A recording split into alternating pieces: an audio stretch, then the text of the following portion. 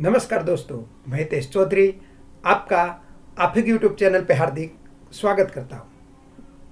जैसे कि हम हर वीक आपके लिए वीकली टेक्निकल एनालिसिस की वीडियो लेके आते हैं, जिसमें नेक्स्ट वीक क्या हुआ था और उसको देख के आगे के वीक में हमें क्या करना चाहिए, मार्केट का व्यू क्या रहेगा, ये समझने का प्रयास करते हैं। हालांकि मार्केट को कोई प्रिडिक्ट नहीं कर सकता है, सिर्फ हमें उसे रिएक्ट करना है। मार्केट जिस तरह से चलता है उसके साथ साथ हमें चलने की कोशिश करनी है। हालांकि इस वीक मार्केट में थोड़ी गिरावट आई है और पिछले कई हफ्तों से गिरावट कंटिन्यू है, लेकिन ग्लोबल मार्केट को देख के ऐसे कोई बुरे हालात देखने को हमें नहीं मिल रहे हैं कि इतनी गिरावट आनी चाहिए। तो हमारे मार्केट में गिरावट आ क्यों रही है, इसकी क्या वजह है? तो इसकी प्राइमरी कुछ माइनर वजह हो सकती है, जैसे कि अभी हमारे इंडिया में बजट आने वाला है, तो हो सके बजट में ऐसी कुछ बातें आने वाली हो जिसे मार्केट पहले से डिस्काउंट कर रहा हो।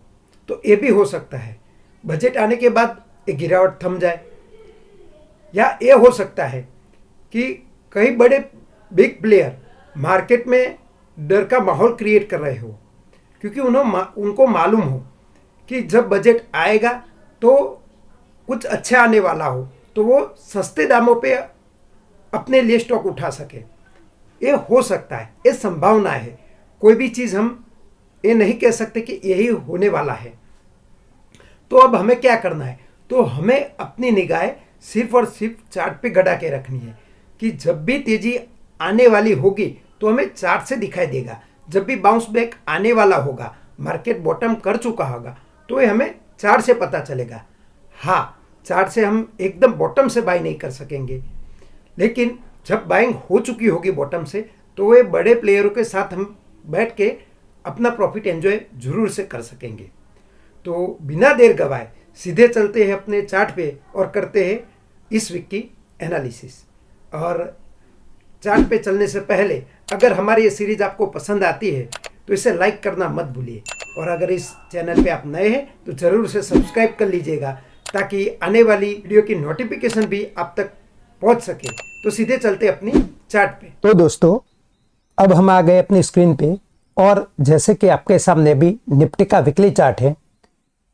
जैसे हमने पिछली वीक एनालिसिस की थी कि निफ्टी में वीकली टाइम फ्रेम पे एक हेड एंड शोल्डर टाइप का पैटर्न बन रहा है।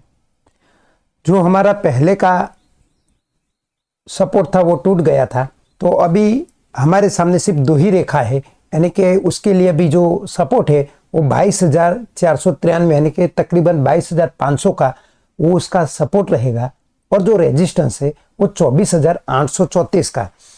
ये दो ही रेखा है हमारे सामने रखनी है, बस यही दो ही रेखा पे काम करना है। नहीं तो इतनी रेखाएं हम डाल के हम चार्ट को कॉम्प्लिकेट कर देते हैं, फिर खुद को समझ नहीं आता कि हमें क्या करना है।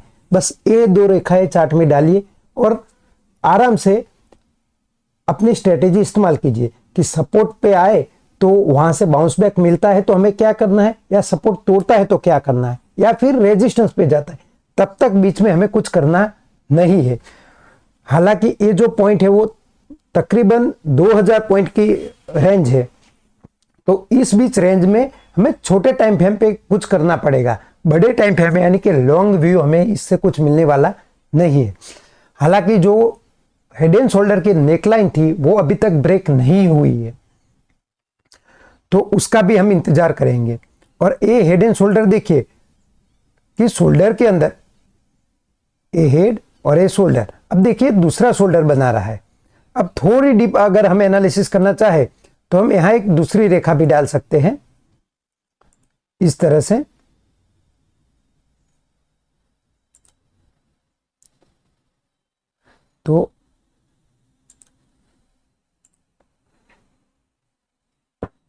तो आप देख सकते हैं कि ये जो प्राइस है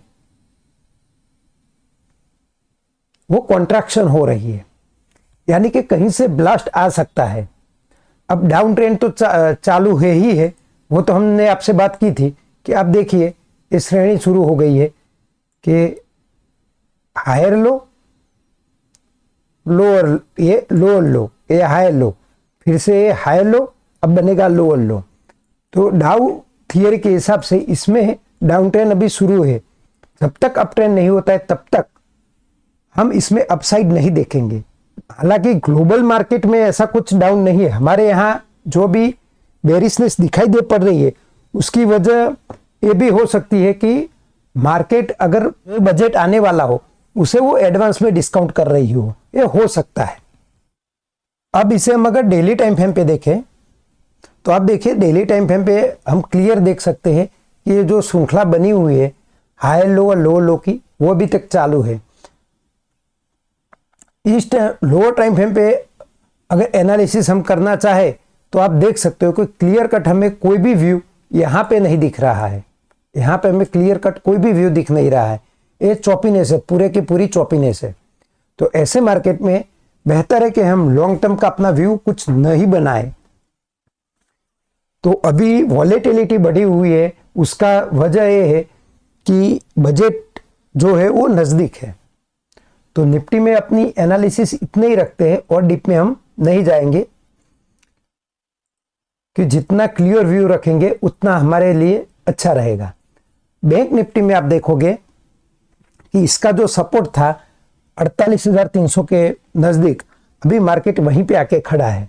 तो इसे अगर सपोर्ट तोड़ता है तो इसके बाद का नेक्स्ट सपोर्ट रहेगा 46,231 का। और अगर इसका हम रेजिस्टेंस ड्रॉ करना चाहे तो उसका रेजिस्टेंस हम ए रख सकते हैं, ए वाला, यानी कि 52,600 का, 52,650 का जो है वो उसका रेजिस्टेंस रहेगा। हालांकि हम जानते थे कि जो लास्ट में जो टूटा था वो ए वाला सपोर्ट टूटने के बाद गिरावट आई थी। तो नजदीक का सपोर्ट रखना चाहे तो हम ए रख सकते हैं 50,400 का।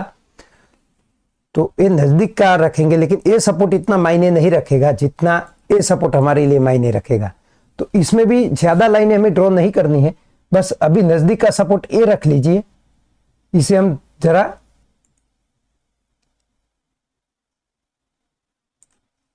लाइन का कलर चेंज करते हैं क्योंकि हमारे लिए इतना स्ट्रॉन्ग सपोर्ट नहीं है। बस इतनी लाइनें डाल के निश्चित हो जाना है। अब मार्केट में क्या होगा वो मार्केट पे छोड़ना है, हमें इसमें और डिप में घुसना नहीं है। फिन निफ्टी की बात करें तो वो अभी तक अपने सपोर्ट को तोड़ा नहीं है, अपने सपोर्ट पे आपे खड़ा है। तो जिस तरह से बैंक निफ्टी और निफ्टी गिर रहा है उस तरफ से फिन निफ्टी में गिरावट नहीं है अभी। तो जब भी बाउंस बैक लेगा तो फिन निफ्टी में जल्दी से रिकवरी आएगी। तो ये हो गए हमारे मेजर इंडाइसिस। अब हम हर बार की तरह सेक्टोरल इंडाइसिस पे अपनी नजर डालते हैं। तो पहला हमारे सामने मिड कैप निफ्टी का चार्ट है, और जैसे हमने पिछले वीक देखा था कि जो उसका सपोर्ट लाइन था जो 12,166 का, इस बार इसने इसको ब्रेक किया है, लेकिन ब्रेक इस तरह से नहीं किया है कि हमें कोई डरावट हो। यहां से आप देख सके, यहां से बुल लोग खड़े हैं, यहां से बार बार आके प्राइस वापस घूम रहा है। तो इसमें मुझे नहीं लगता कि बहुत गिरावट आएगी। अगर मार्केट संभलेगा तो इसमें जल्दी से तेजी आएगी। तो मिड कैप के जो भी कंपोनेंट है उसमें अपनी नजर बना के रखनी है। ऑटो इंडेक्स की बात करें तो ऑटो इंडेक्स जो अपना मेजर सपोर्ट था जो 21,993 यानी कि तकरीबन 22,000 का, उस पे आके खड़ा है। अगर इस सपोर्ट को तोड़ देता है तो बहुत इसमें गिरावट आ सकती है। तो अभी देखते हैं कि नेक्स्ट वीक ऑटो इंडेक्स में क्या होता है। अगर हम एनर्जी इंडेक्स की बात करें तो एनर्जी इंडेक्स में गिरावट जारी है, वो जो थमने का नाम ही नहीं ले रही है। और जैसा कि मैंने कहा था कि बीच में हमें कहीं सपोर्ट ही नहीं मिल रहा है। सपोर्ट अब यही है 29,500 का, बीच में कोई सपोर्ट है ही नहीं। तो इसमें गिरावट हो सकती है। अभी एफएमसीजी सेक्टर की अगर हम बात करते हैं तो कई दिनों से वो अपने डिमांड जोन पे खड़ा है। इस बार भी डिमांड जोन पे एक हैमर कैंडलस्टिक बनाई है, हालांकि इसका कोई कंफर्मेशन अभी आया नहीं है। हैमर के साथ साथ अगर हम कहना चाहे तो सिर्फ बॉडी को देखें तो इसे हम बुलिश सेरामिक कैंडलस्टिक भी कह सकते हैं, जो कि बहुत से लोगों में इसमें मतांतर रहेंगे। कोई बोलेगा कि पूरी कैंडल को हमें देखना है, कोई लोग सिर्फ बॉडी को देखेंगे। तो वो अपने अपने व्यू की बात है किस तरह से देखना है, लेकिन हैमर कैंडलस्टिक है वो तो कंफर्म है। अब हैमर कैंडलस्टिक के बाद हमें क्या कंफर्मेशन लेना है, उसके लिए आप हमारी पुरानी वीडियो देख सकते हैं। अगर हम एफएमसीजी सेक्टर के बाद देखें तो मेटल इंडेक्स में भी गिरावट जारी है। हालांकि पिछले वीक जरूर से कुछ उछाल देखने को मिला था, लेकिन इस वीक गिरावट है।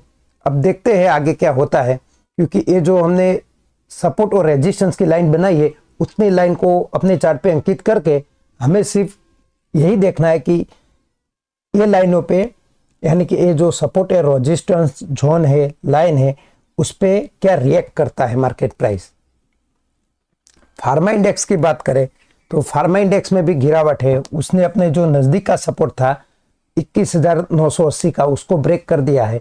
अब उसके लिए जो नेक्स्ट सपोर्ट है वो 20,270 रुपये का रहेगा। और अगर ये लाइन को, यानी कि ये जो लो है, इसे ब्रेक कर देता है तो एक हायर लो की श्रृंखला शुरू हो जाएगी, यानी कि इसमें भी डाउन ट्रेंड शुरू हो जाएगा। लेकिन मैं इतना श्योर नहीं हूं कि इतनी गिरावट आएगी, क्योंकि ग्लोबल मार्केट में इतनी कुछ खास गिरावट नहीं देखने को मिल रही। इंडियन मार्केट में हो सकता है कि बजट जो आने वाला हो उसको पहले से डिस्काउंट कर रहा हो। मैं तो ये मान रहा हूं, क्योंकि ऐसा कोई खास रीजन नहीं है।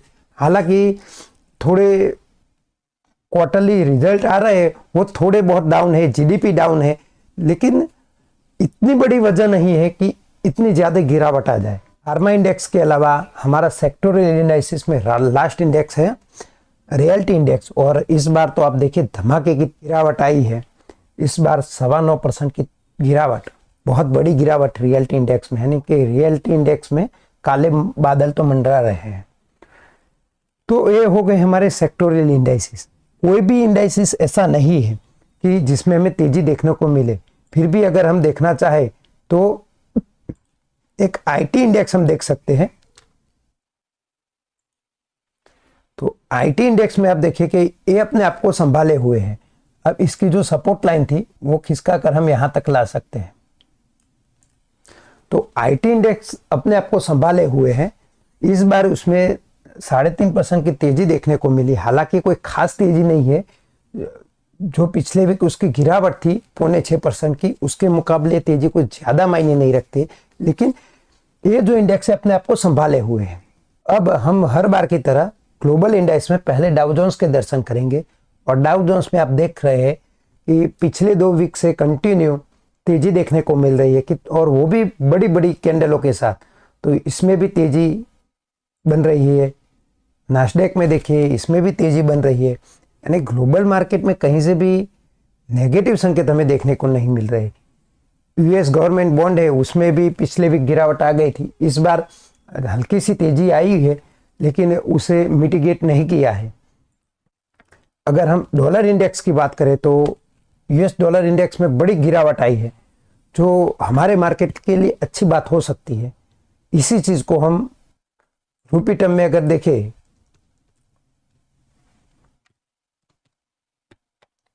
देखिए हमारे मार्केट में तेजी होने की शुरुआत होगी तो सबसे पहले हमें यही इंडेक्स में देखना है।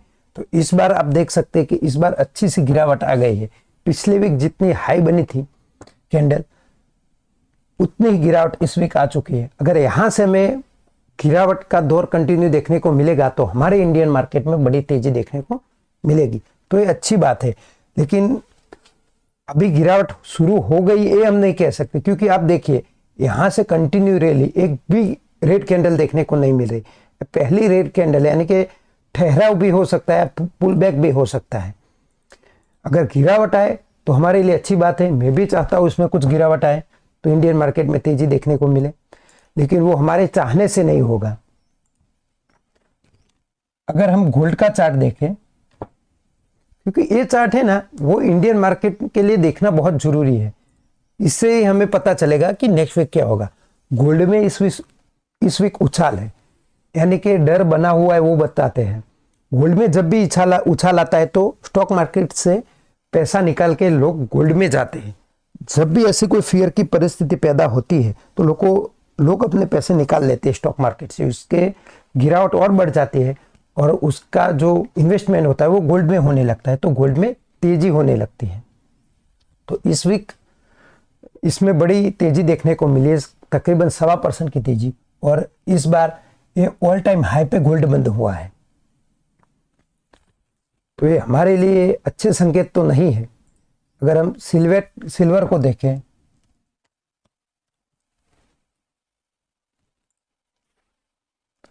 तो सिल्वर तो अभी वही चौपी है। और एक बार हमारी नजर क्रूड ऑयल की ओर कर देते हैं। तो क्रूड ऑयल में ये जोन में अभी फंसा हुआ है, जो बड़ा जोन मैंने ड्रॉ किया है। इस वीक इसमें गिरावट जरूर देखने को मिली है। तो कुल मिला के परिस्थितियां इतनी बुरी नहीं दिख रही है ग्लोबल मार्केट से और दूसरी तरफ से, लेकिन इंडियन मार्केट में इतनी गिरावट आ रही है वो हमें फरवरी में ही पता चलेगा कि बजट में ऐसा क्या आने वाला है जिसे मार्केट अभी से डिस्काउंट करना शुरू कर दिया है। तो आज की एनालिसिस में हम इतना ही रखते हैं। फिर से इसी तरह की एनालिसिस लेके आपके साथ अगले वीक फिर से पेश होंगे। तब तक के लिए जय हिंद, जय भारत।